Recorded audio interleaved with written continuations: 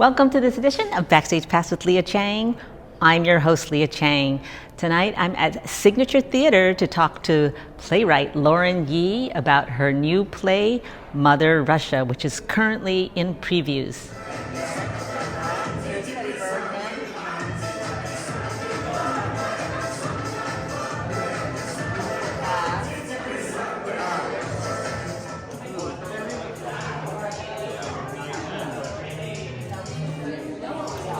Hi.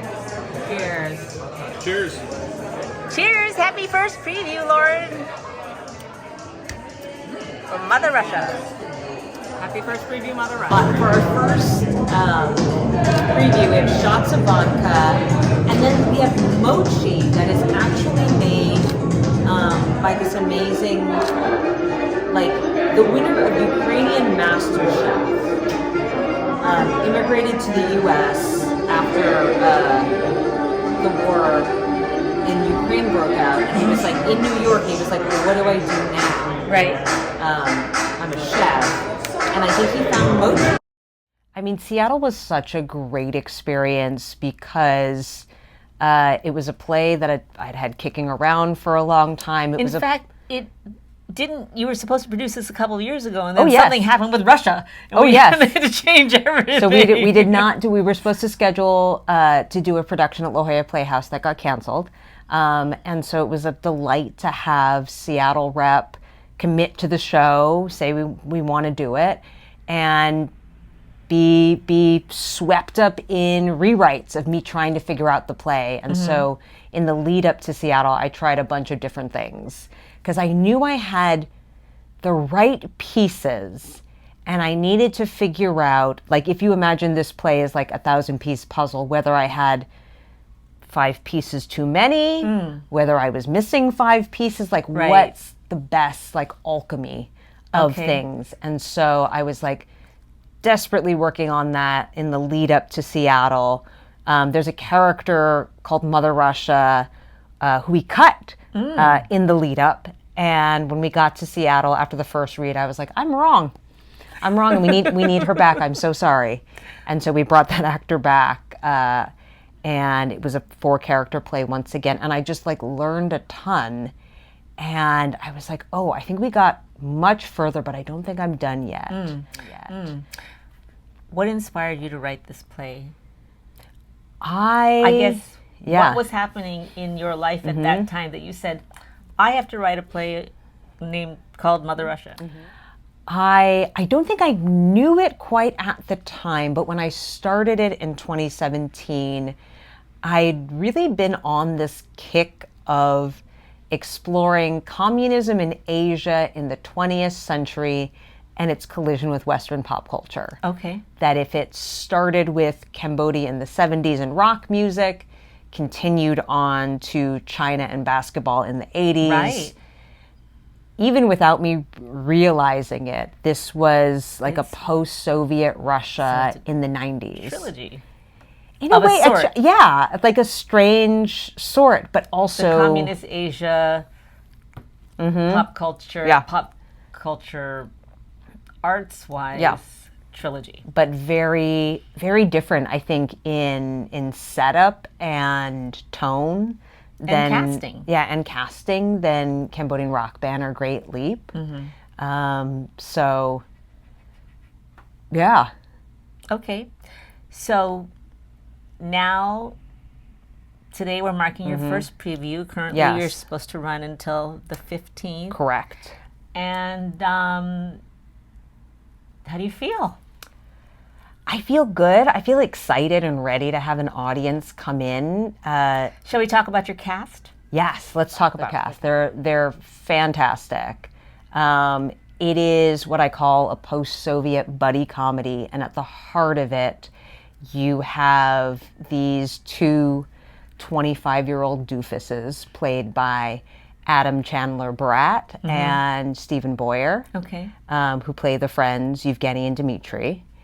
And they are spying on this, at the time, Soviet dissident pop artist who's returned back in the early 90s named Katya, played by Rebecca Naomi Jones. I'm such a fan of Rebecca Very, Naomi very much a Jones. fan. Yes, I know. But there's no music in this. There's the tiniest bit of music. I think like we don't use her to the full, her full capabilities. Unfortunately, I was like, oh, I wish this was a musical, because actually all 4 of my actors are singers. Are singers. Have been in Broadway musicals, and then over all of this is the character of Mother Russia, played by David Turner. Okay. And Mother Russia is almost like this god who is looking down at the mortals to see what's happening down there. And the play is set in St. Petersburg in 1992. So they have to have accents. They have accents in a very specific way. The idea being Mother Russia is speaking to us, an American audience. So she speaks to us with something that may sound like a Russian accent. Right. And the characters within the play, these mere mortals, are Russians living in Russia. And so the accent they use is kind of like a standard American dialect. Okay. But what's fun about it is it's a play that I think like digs into the juiciness of the language. So you have people with like class difference, and so that's reflected in their vocabulary, how they speak. It's like someone sounds like they came from a Quentin Tarantino movie, and someone sounds like they're from Chekhov. Okay. So Cool.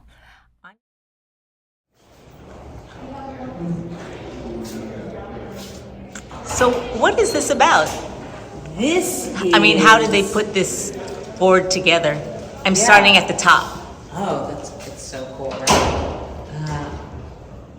Signature I think really wanted to have a portrait of like what was going on musically at the time. I think in the US, in Europe, in Russia. In between Mother Russia 1 and Mother Russia 2, A Wrinkle in Time. Can you tell me about, you were so excited with the prospect of that at Arena Stage. How did so A Wrinkle in Time is, of course, based on this seminal book by Madeleine L'Engle.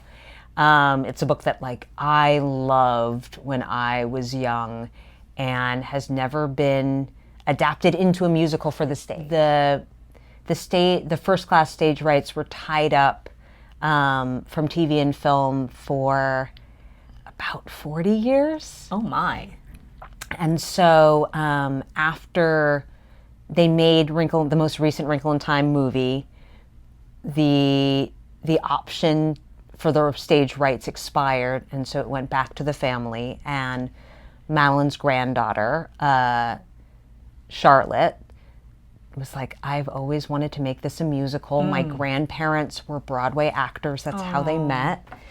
And so she started putting this team together, which is in part me as book writer, Heather Christian as music and lyrics, and Lee Sunday Evans as director. So it's been a journey that at the time we went up at Arena, we'd been working on it for about 5 years.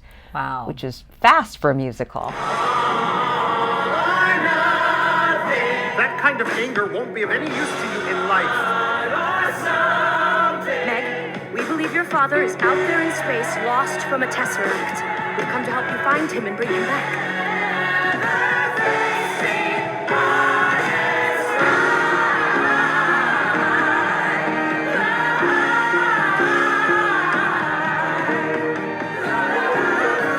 Tell me how to fight it. Stay angry, little Meg. Tesser well. It was gorgeous. It was hard. Doing a new musical is hard.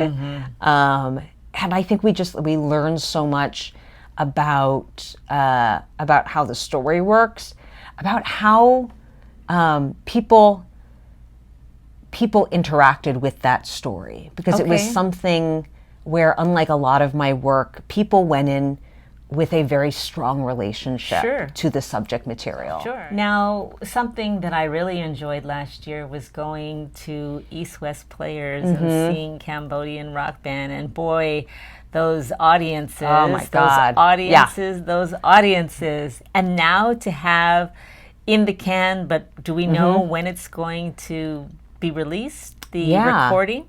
So, so the pro shot of Cambodian Rock Band at East West Players. First of all, Yes. how that came about. Let's talk about how that came about, because that came about so fast, and you guys.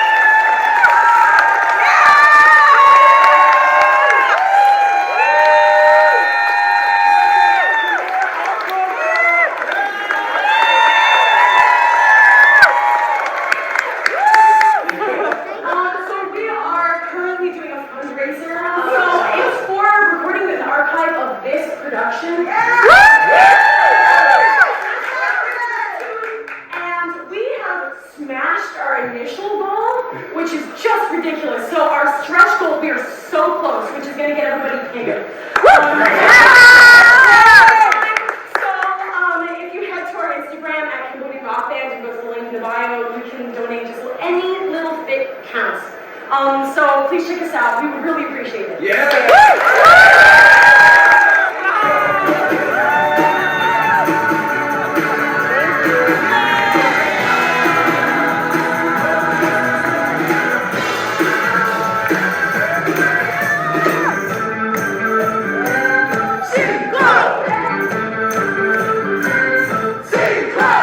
It wasn't even on my radar when the run at East West started. It was a show that some of the actors in the cast had lived with since, 2015, 2016, 2017, like almost 10 years of their lives. And, we had never done a pro shot of the piece. Unions. Yeah. There's just challenging logistics. Cost prohibitive.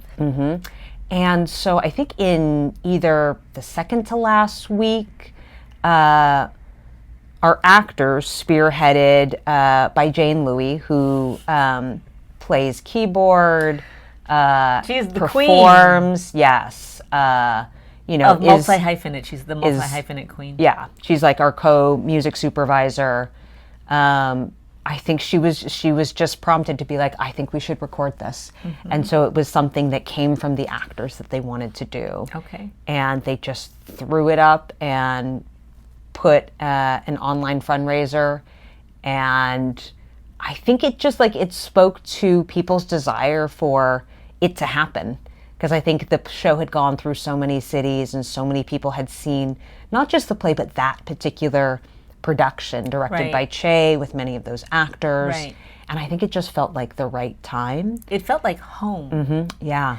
And I want to tell you that my sister, she lives in El Segundo. She goes to theater, but doesn't go to a lot of theater.